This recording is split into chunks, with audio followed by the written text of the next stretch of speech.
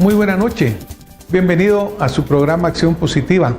Ya en estas épocas navideñas, cuando ya las Pascuas empiezan a salir, cuando ya estamos pensando pues que al final del año vamos a compartir y vamos a estar ya viendo lo que vendrá en el año 2015. Ya para esta época, 7 de diciembre, pues aparte de quemar el diablo, también como que ya estamos quemando algunas esperanzas en Guatemala, porque de nuevo nuestro presupuesto ya fue aprobado y realmente en algunos momentos prácticamente no importa. No importa porque desafortunadamente sigue siendo aprobado con falencias muy grandes que hacen que al tener o hacer las mismas cosas, eventualmente tenemos los mismos resultados. Como este programa es un programa positivo y lo que nos gusta encontrar es soluciones y decir, bueno, ¿qué hacemos? ¿Cómo solucionamos? Tampoco los queremos aquí poner tristes a ustedes con decir que vamos a tener un año malo el que viene. No, tenemos confianza en Guatemala. Guatemala va a seguir adelante gracias a usted, el guatemalteco, al ciudadano que siempre trabaja para adelante. Pero obviamente pudiera ser mejor si tuviéramos instrumentos presupuestarios que apoyaran este desarrollo. Así que hoy quiero comentar con mi invitada, que es la licenciada Ninette Montenegro, diputada del Congreso de la República y secretaria general de Encuentro por Guatemala, a quien le damos la bienvenida. Bienvenida, licenciada. Muchas gracias, doctor. A sus órdenes. Es un gusto tenerla aquí de nuevo en este programa, donde ya la hemos tenido anteriormente. Así es, para mí es un encanto estar aquí. Mencionaba yo lo del presupuesto, licenciada, que como decía, mire, no importa qué pasó, pero tal vez la parte importante es decir cómo pasó lo que pasó. No importa el resultado al final. Y pues nos permitimos invitarle a usted, gracias por la gentileza de acompañarnos, porque pues usted ha tenido siempre una posición en la cual ha venido señalando problemas que se dan en la elaboración del presupuesto. Ya con su experiencia parlamentaria, con el tiempo que usted ha enfrentado diferentes presupuestos, tal vez la primera pregunta que le voy a hacer es, ¿diría usted que la discusión de este presupuesto fue mejor? ¿Fue igual? ¿Cree usted que en los años que usted ha participado en estas discusiones hemos mejorado, hemos avanzado? ¿Cuál sería la situación? Bueno, yo le diría que no hubo discusión y ese es uno de los problemas. Ya no se acepta el debate y se quiere una propuesta tal como viene del Ejecutivo. Y eso pues al final, más allá de que atente contra la autonomía de los poderes, no permite un presupuesto que pueda realmente subsanar las grandes necesidades de la población. Le pongo el ejemplo. Un presupuesto, ¿cómo se estructura? De ingresos tributarios, ¿verdad? IVA, ISR, etcétera, de ingresos no tributarios y, por supuesto, lamentablemente, de endeudamiento. ¿Qué está pasando? Cada vez los ingresos tributarios son menos, porque no ha habido capacidad, como dice usted, aprobado o no aprobado. El problema es la incapacidad de captar fondos por parte del Ejecutivo. No hay una SAT que sea capaz de controlar la elusión, la evasión, la defraudación y especialmente el contrabando.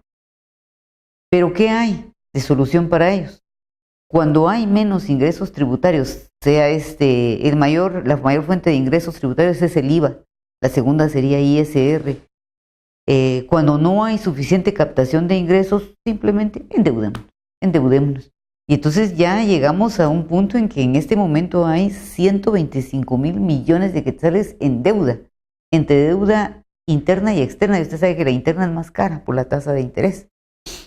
Entonces, el presupuesto ya se financia prácticamente lo mismo de IVA, que más o menos son 17,000 millones, a 15,700 millones de préstamos.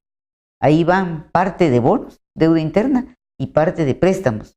Los préstamos, pues más o menos se entiende, todo mundo tiene que endeudarse si es para inversión. Pero ¿cuál es el problema también de los presupuestos? Ya no nos endeudamos para invertir, nos endeudamos para pagar gastos corrientes de funcionamiento. Yo lo miro así como usted tiene un salario, por ejemplo, y sabe que tiene que pagar el agua, luz, teléfono. Bueno, va a hacer una inversión y va a comprar un carro nuevo. Esa es una inversión. Pero si usted de lo que tiene ya no tiene para pagar el agua y la luz, eso quiere decir que entonces está desfinanciado y va a recurrir a préstamo para pagar el agua y la luz. ¿Cuándo va a terminar de pagar? Nunca. Nunca. Bueno, y eso lo vemos, ¿verdad, licenciada?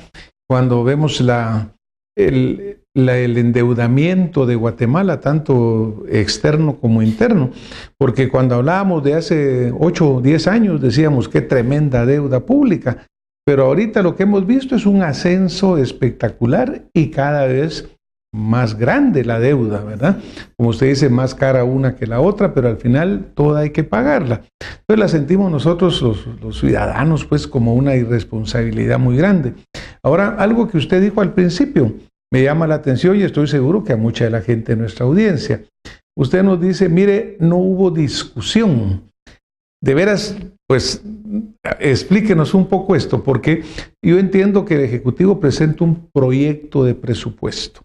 Pero quien tiene la facultad, la ley en su mano para ser aprobado, modificado o rechazado es el Congreso de la República.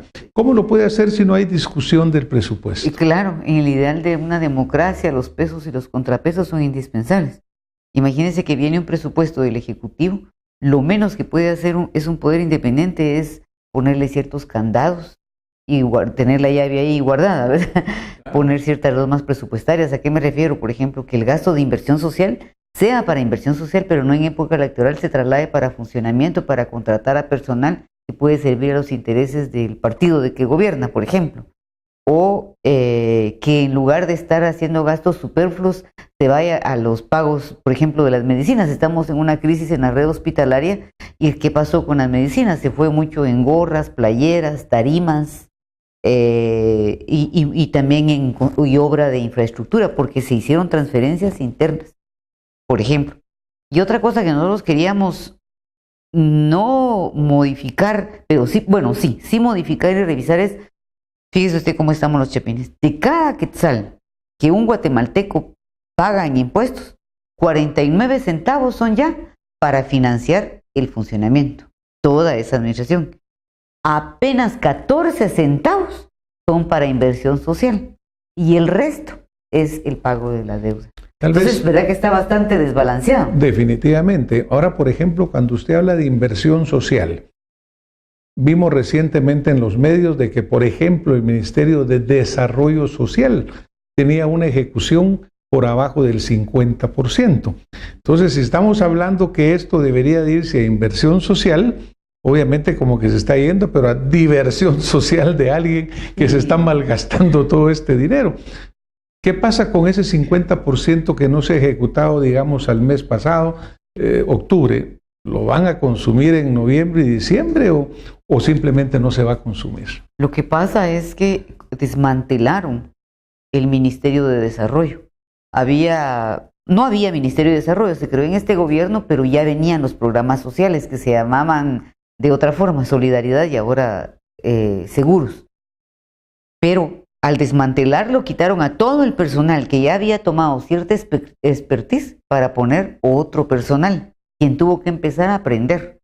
Luego llegaron a un error tan grande que le quitaron a muchísimas, la mitad de las familias que le daban la transferencia condicionada y la bolsa, porque dijeron que podrían ser, como le dijera yo, apoyos clientelares del partido anterior.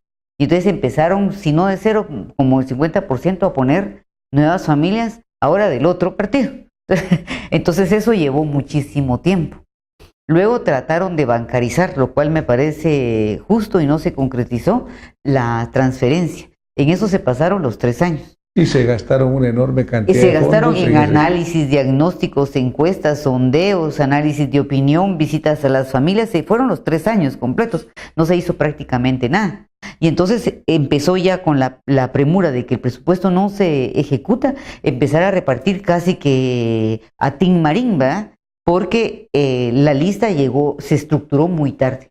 Ahora, los gobiernos siempre utilizan, por ejemplo, cuando quieren hacer presión sobre el Congreso, siempre utilizan, digamos, pues la excusa de que se le está quitando recursos a la salud, se le está quitando recursos a la educación, pero por lo que estamos viendo aquí realmente no se le está quitando porque tampoco nunca se le están dando. Y como usted bien menciona, una gran cantidad de dinero se ve en estudios, análisis, en fin, asesores, una gran cantidad de temas. Pero yo vuelvo a regresar de nuevo y tal vez no voy a soltar todavía el punto de la discusión porque desafortunadamente tenemos un Congreso muy peculiar en Guatemala. Entiendo que a la fecha 97 diputados cambiaron los colores de la camiseta con la que entraron. Y la cambiaron porque obviamente pues solo se la pusieron para ganar su diputación. Ahora, el Congreso tiene una función constitucional, que es aprobar o improbar el presupuesto de gastos de la nación del año anterior. ¿Eso se ha hecho o no se ha hecho, licenciado? Llevamos más o menos unos 10 años de no conocer cómo se ejecutó el presupuesto. La última vez que ocurrió esto, le voy a decir, fue en el periodo de Óscar Berché. Y de ello devino, no sé si fue el de Óscar Berché, le soy honesta, pero de ello devino la investigación que a la mala ejecución que hubo en el IX, por ejemplo, que en lugar de usar el dinero del IX para lo que correspondía, se fueron a comprar terrenos estériles, inusuados, ¿se recuerda? Claro. Y vino el descubrimiento de esta mala ejecución. Al improbar la ejecución, se le improbó la ejecución al IX y empezó una investigación en el MP y lamentablemente eso trajo como consecuencia la prisión de varios, el gerente, el presidente del IX. Después de eso, nunca más hubo análisis de la ejecución presupuestaria. Esta donde se daba en la Comisión de Finanzas, con copia a la Contraloría General de Cuentas, y juntos hacían así que el link va para trasladarlo al MP, para que el MP hiciera la investigación. Entonces ahora usted encuentra un Ministerio Público que tiene denuncias de peculado, malversación de fondos, tráfico de influencias, cualquier cosa que usted quiera, hasta 16 años están ahí guardados. No hay investigación. Ahora, esto pone obviamente al Congreso en general como cuerpo, a las autoridades del Congreso en los diferentes años que no se ha hecho, en incumplimiento de la ley, pues de sus funciones. Porque obviamente un ciudadano podía decir, miren señores, ustedes no están cumpliendo con su función constitucional. Menciono esto porque al no haber una discusión, pues prácticamente se impone la voluntad, digamos, del Ejecutivo. Y eso desvirtúa totalmente aquel concepto de Estado de Derecho, en el cual los poderes son independientes. Porque si vienen, mandan un presupuesto, un proyecto de presupuesto y se aprueba sin discusión, por eso tenemos los grandes problemas. La reforma tributaria, por ejemplo, malísimo, que fue algo que fue prácticamente de voz abierta y conocida por muchos diputados que nunca se habían enterado de qué contenía. ¿Cómo hacer para evitar eso, licenciada? ¿Cómo hacer para que el presupuesto sea aprobado o improbado? Para que se cumpla pues con la Constitución, ¿verdad? ¿Cómo hacer para que verdaderamente haya una discusión? Yo sé, por eso pues la invitamos acá, que ustedes han mantenido una lucha en ese sentido. Y le preguntaba que si han mejorado o empeorado la situación, es porque también debe ser un poco frustrante para usted, una lucha de 10 años que no pasa nada, y a lo mejor hasta va para peor. Hasta puede ser. Pues mire, empezando por lo que usted dijo al principio, ¿verdad? El transfugismo no permite que haya una línea partidaria, una propuesta programática coherente ni sostenida. Porque si usted hoy está en el partido B, luego se pasa al B, pero no le gustó y se pasó al C, y luego al D, porque hay quienes han pasado por 4 horas en el mismo año. Entonces eso obviamente no le permite a usted tener coherencia con su propuesta y su visión. Entonces eso es lo que está causando ese desorden en el Congreso que usted dice. No hay el interés de discutir una propuesta programática, porque al final quizá no hay propuesta programática por esa rotación que ha habido, ¿verdad? Luego el presidente de la Comisión de Finanzas es lamentablemente siempre un miembro del partido oficial. No han puesto nunca a alguien de la oposición. Entonces, al ser miembro del partido oficial, siempre va a seguir las directrices que emanan del Ejecutivo. Aunque en otras ocasiones, a pesar de ser del partido de gobierno, sí se habían dado algunas modificaciones y reformas. yo me recuerdo, y no fue presidente en la época de Alfonso Portillo, fue presidente del Congreso, precisamente el general Ríos Montt, y él permitió la discusión. Y él entendió la necesidad que había de hacer algunas adecuaciones y poner controles y candados. Hay que reconocer lo que es, ¿verdad? En esa ocasión sí se dio, pero mire.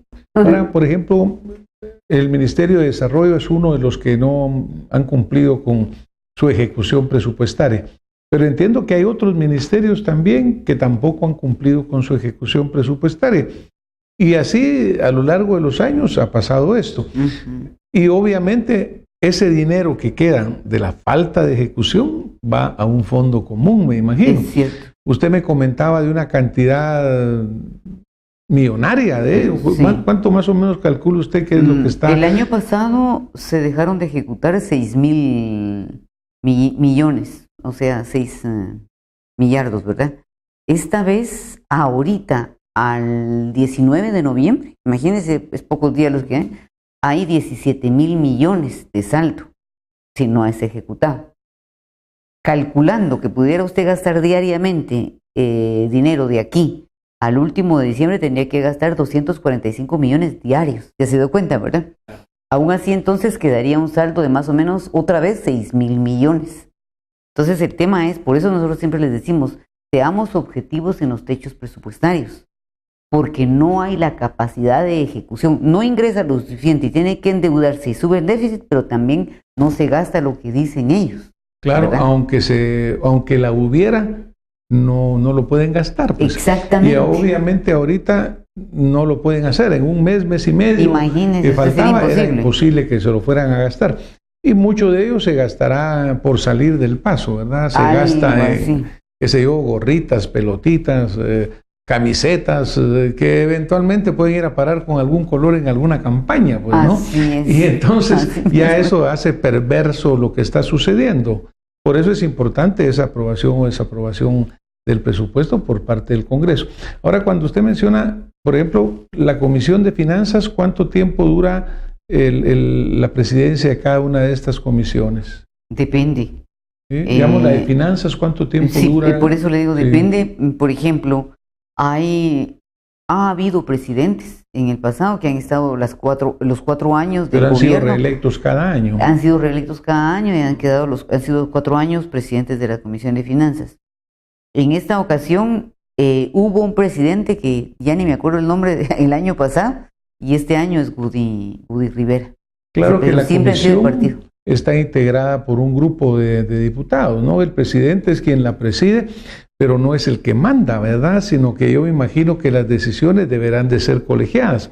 Yo le decía esto por el hecho de que obviamente también ha ido cambiando la configuración del Congreso.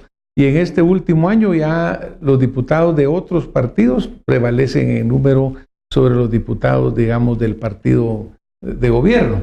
Es decir, no habría una razón por la cual una discusión válida, pues educada, no se imponga la decisión de un presidente, sino que tiene que ser sujeto del análisis de todos los miembros de la comisión. Sí, ese es el ser, ¿verdad? No es el deber. Mire.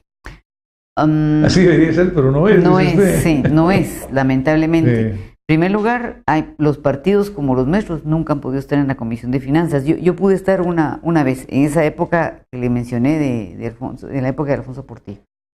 Y nunca más he podido estar en la Comisión de Finanzas o alguno de los miembros de mi partido, porque ellos deciden quiénes son los que van a estar en la Comisión de Finanzas.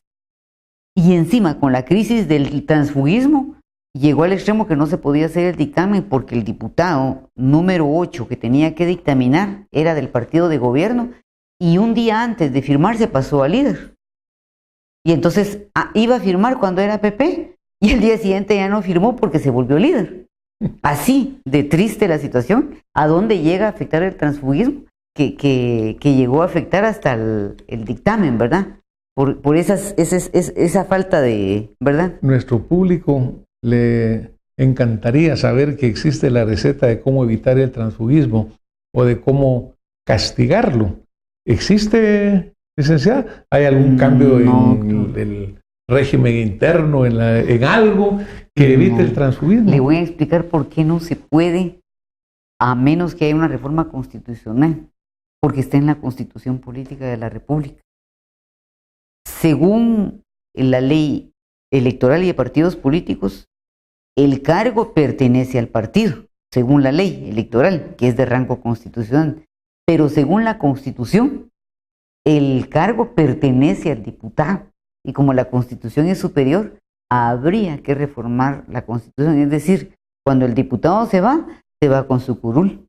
Imagínense. Claro. Los castigos antes, porque ahora ya ni a eso llegamos, se daban en la ley orgánica, organismo legislativo, que por ejemplo, el que se transfugaba no tenía derecho a presidir una comisión o no podía formar bancada. Pero ahora pues ya ni eso se da, ¿verdad? Ya ni eso existe. Pero yo le aseguro que si usted le pregunta a nuestro público si están dispuestos a cambiar la Constitución con tal de castigar a estos transfugas, estoy seguro que lo van a hacer, ¿verdad? Porque yo creo que es de las cosas que más molestan verdaderamente al ciudadano ver ese ir y venir de diputados, y pues imagínese ese detalle con que usted cuenta, el día de ayer iba a firmar y 10 minutos después no, porque cambió de partido. Parece ridículo, pero desafortunadamente es algo que afecta el funcionamiento y pues tiene un efecto importante sobre la población. ¿Cuáles serían los cambios que a usted le gustaría ver en el presupuesto? En cualquier Como le presupuesto. digo, ya no hablemos de lo que pasó, sino que de aquí en adelante, ¿qué le gustaría a usted? Normas presupuestarias muy claras y permanentes. Es decir, por ejemplo, que en época de crisis, sobre todo, se pudiera controlar el presupuesto de los alcaldes. Cuando un presupuesto sube, porque mejoran los ingresos tributarios o por el endeudamiento, automáticamente, constitucionalmente, sube el presupuesto de los alcaldes. Claro. Por el situado, etcétera. Entonces ahorita subió a casi 7,000 millones lo que hay que darles a los alcaldes. Pero usted no puede controlar, porque la autonomía no le permite a usted saber qué obra, en qué lo invierten, con qué empresa, o tanto gasto de publicidad que se da, ¿verdad? Sí, y es cierto, porque hay varias alcaldías que han sido investigadas y han resultado algunas cosas no muy claras, ¿verdad? Entonces usted vea que la institución más difícil de fiscalizar es la alcaldía, porque rápido le ponen a usted el código municipal y es autónomo y usted no puede hacer nada, pero sí para exigir el presupuesto, ahí están. Y dan su listado de obras, etcétera, pasan a la comisión, a la Ministerio de Finanzas, a la DTP, se aprueba y luego pasa a la comisión, pero ahí se aprueba casi que tal y como ellos lo tienen. Ya aprobado es cuando usted ya no puede fiscalizar. Y eso requeriría un cambio constitucional. Eso también requeriría un cambio constitucional. ¿Qué otra cosa le gustaría a usted cambiar? Por ejemplo, usted hablaba de los candados, ¿no? Que los candados, sí. Obviamente hay asignaciones presupuestarias que ya vienen normadas, ¿verdad? Que no se pueden variar. Pero ¿qué otra cosa le gustaría a usted cambiar en la estructura del presupuesto? Que el dinero de inversión social sea para inversión social y no se traslade a funcionamiento como ha ocurrido en otros periodos, en que el dinero de la bolsa, del bono, etcétera, solidario ahora seguro, se trasladó en el año electoral para funcionamiento y de repente miles de personas se quedaron sin recibir su bolsa porque lo trasladaron para personal contratado solo para ese periodo, justamente en el periodo electoral. Y esos son candados que deberían haber para no permitir esos excesos que al final desprotege a la gente más vulnerable. El pago de los medicamentos. Mire, ¿cómo es posible que ahorita usted puede usted ahí sí que es médico, ¿verdad? Usted podrá hacer un diagnóstico, pero no le puede dar la medicina. Entonces mejor que ni me diagnostique, digo yo, porque los hospitales no pueden dar medicamentos. Claro. Porque hay una deuda enorme a los proveedores de los medicamentos. Y mucho se trasladó para gorras, para muchas cosas más, playeras, obra de infraestructura. Y entonces ahorita, ¿qué hacemos? No hay medicamentos. Eso sería otra medida que a usted le gustaría. ¿Cómo obligar a que haya una discusión en el Pleno del Congreso? Porque eso ni siquiera hay que legislarlo, creo yo, porque el mismo Estado de Derecho en que vivimos lo impondría que así sucediera. Pero ¿cómo lograrlo? Sí, aquí hay un problema y es la forma en que elegimos. Si nosotros somos el reflejo de lo que es el país y eso es cierto, el Congreso. Pero si nosotros elegimos a X partido, no querramos Y respuesta. Vamos a tener X respuesta. La respuesta es esa. No hay discusión. Pero es la población, por diversas causas de embrujo, encanto, fascinación, vota. Y después las consecuencias se vuelven un hartazgo. Pero ¿quién ha puesto a esas gentes ahí? Somos nosotros mismos, ¿verdad? Pero ese es otro de los cambios importantes que sí tendría que hacerse, pues la ley electoral de partidos políticos, incluso tal vez la Constitución, porque desafortunadamente pues el voto no es nominal, que muchos decimos, mire que sea nominal, yo quiero votar por usted o quiero votar por Pedro, pero muchos de los señores diputados que están llegan por listados nacionales, gente que la población ni conoce y resulta que ahí están, ¿verdad? Es decir, también habría que modificar esto para que haya un voto directo, un voto que la gente sepa por quién va a votar y se pueda comunicar con él y decirle, mire, licenciada, no me parece lo que usted está haciendo. Y mi voto no está con usted o mi voto está con usted. Porque aquí pareciera que lo que se eligen a nivel ejecutivo, a nivel diputados, a nivel alcaldes, son reyesuelos. Porque como dice usted, llegan a la alcaldía, empiezan a hacer lo que se les da la gana, a gastar la plata como quieren, sin controles adecuados. O los controlan 10 años después. En un día mirábamos que casi el 33% de los alcaldes tenían algún reparo de la Contraloría. Lo malo es que nunca terminan en nada, pues, o sea, pasan años y ahí no sucedió nada. Eso sería otro de los cambios importantes. Ese poder que tiene que tener el ciudadano de elegir a quien quiere, de relacionarse más con quien quiere, de poder influir, apoyar, desapoyar. Tiene toda la razón, es una reforma integral a la ley electoral, por ejemplo, en El Salvador, ¿verdad? Sin ir muy lejos. El hermano país tiene ahí la posibilidad de que a medio periodo se evalúa la función de los diputados y se puede reelegir o no. Elecciones de cada 2 años, que es tormentoso, y cada 2 años estar en eso, sí, pero con ello premia o castiga a usted al funcionario. Y las listas nominales que yo creo que gradualmente podrían irse adoptando, porque hay un problema. Puede ser funcional para el área urbana, ¿verdad? Y cabeceras, pero tiene un problema en el área rural, en donde mucha gente no sabe leer y escribir o habla otros idiomas. Claro, ahí la gente solo se guía por el símbolo, ¿verdad? Y los diputados no están, sí, no están las fotos ni siquiera de los diputados, ni es sobre el nombre. Entonces, ¿cómo va a leerlo? O sea, sí, pero al final usted se da cuenta que el atraso nuestro deviene de la ignorancia, la falta de oportunidades y la falta de acceso a la educación. Si no, otro país tendríamos. Licenciada, nos vamos a tener que ir hoy en la noche. Como usted se da cuenta, tenemos muchos temitas pendientes. Así que aquí la vamos a tener de nuevo en Acción Positiva. Y a ustedes que nos han estado viendo, acompañando esta noche, pues igual que sigan disfrutando de este ambiente navideño, que como les digo, los guatemaltecos superamos cualquier cosa, incluyendo a los diputados. Así que nos vemos la próxima semana y que la pasen muy bien. Buenas noches.